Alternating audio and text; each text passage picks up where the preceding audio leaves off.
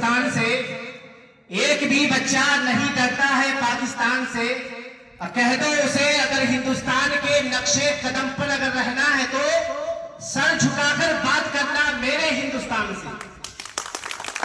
और जालिमों के जुल्म को नाकाम होना चाहिए। बच्चा बच्चा मुल्क का अब्दुल हमीद होना चाहिए। और आओ मिलकर सबसे पहले कत्ल हम उसको करें जो ये कहता है कि कत्ले आम होना चाहिए।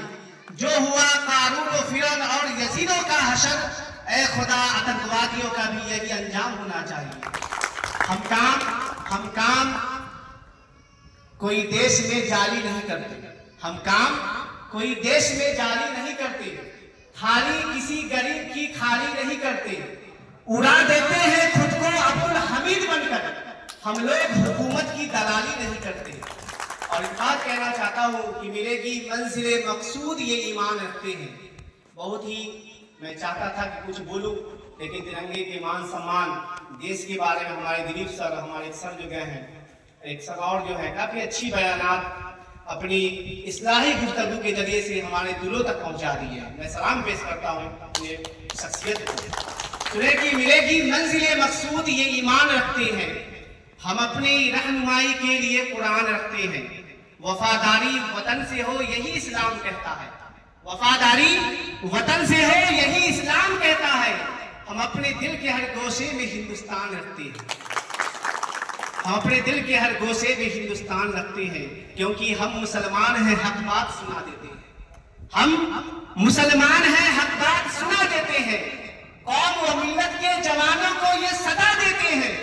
अरे हमको आती नहीं इस मुल्क में दहशतगर्दी, हम तो वहशी को भी इंसान बना देते हैं। लेकिन मेरे दोस्तों, हमारे अजदादों ने कुर्बानियां दी है, लेकिन आज हमारे साथ ही नाइंसाफी हो रही है। हमारे ही देश के गद्दार हमें कहा जाता है। बस एक शेर पहुंचाना चाहता हूं कि चंद लोगों के जरिए मेरा ये पैगाम पहुंचा दीजिए कि कहीं टोपी, कहीं मिसवाक, कहीं कुरान निकलेगा।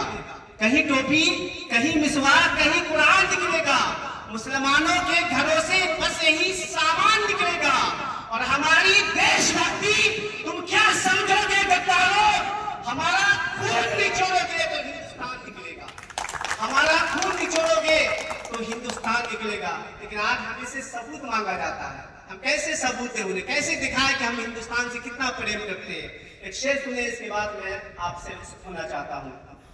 कहीं टीपू, कहीं अशफाक के दर से ये सदा देता। कहीं टीपू, कहीं अशफाक के दर से ये सदा देता। जो है तारीख वो तारीख उठा, जो है तारीख वो तारीख दोहरा कर बता देता। अरे अगर हनुमान होता मैं तो सीना चीर के अपना सीने के अंदर हिंदुस्तान का नक्शा दिखा देता। और इस ITI कॉलेज से मैं पैगाम देना चाहता हूं कि खुद पढ़ो और अपनी औलाद को पढ़ाओ। अगर मिट्टी काटनी पड़े तो काटो, लेकिन अपनी औलाद को पढ़ाओ। अगर मजदूरी करनी पड़े तो करो, लेकिन अपनी औलाद को पढ़ाओ। आज ये सर है, आज इनके पास कलम की ताकत है। आज आप है, आपके पास कलम की ताकत है। फक्र महसूस होता है कि आज इतने बड़े कॉलेज के अंदर एक पैगाम देना चाहता हूँ। एक बहुत बड़ा जंग होगा, वो जंग आप नहीं जीत पाओगे। वो जंग तलवार, गोली, बंदूक, बौछारों से नहीं होगा। वो जंग में वही जीतेगा जिसके हाथ में कलम होगा। तो आज मैं अपील करना चाहता हूँ कि खुद पढ़ो और अपनी औलाद को पढ़ाओ। मिट्टी काटनी पड़े काटो, अपनी औलाद को पढ़ाओ। मजदूरी करनी पड़े करो, अपनी औलाद को पढ़ाओ। लेकिन याद रखो, एक वक्त भूखा रहना पड़ जाए ना, रहो, लेकिन अपनी औलाद को पढ़ाओ।